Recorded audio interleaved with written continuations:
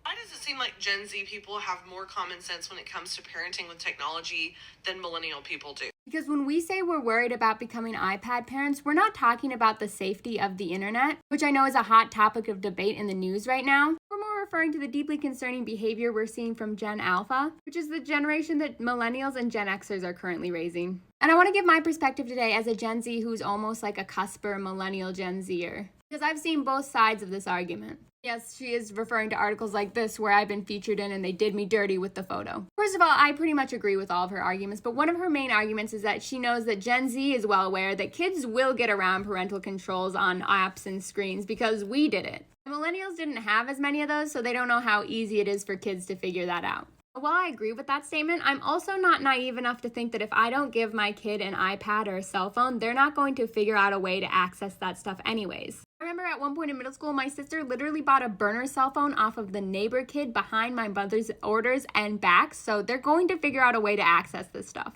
I was at a concerning age when websites like Chatroulette and Omega were popular and first dropped. And we always had friends whose parents were too strict to let them do stuff like that, obviously. So we'd all just go over to someone else's house whose parents didn't keep locks on the desktop. So they're going to figure out a way to access things on the internet they shouldn't be seeing one way or another. It is an unfortunate reality and very concerning, almost rite of passage on the internet until all of these sites figure out how to protect children and people in general better. Like there were always kids in the lunchroom begging for a turn on your iPod. And you shared it with them because you were friends. So my opinion is that my kids will be getting iPads because technology is important to learn, and if you don't give them access to technology, you're really stunting them in the long run. And most studies and research indicate that it's not the presence of it, it's the excessive unregulated use of it all that's leading to behavioral and developmental issues. But it's going to be used in the same way we would use our Leap pads or the desktop computer at home. At home, it stays in a certain area, or it's just heavily monitored, and you get a very limited amount of usage of it every day or week. If we're out running errands and doing something in a public space for a super long time, or on road trips or airplanes, of course it will go with us.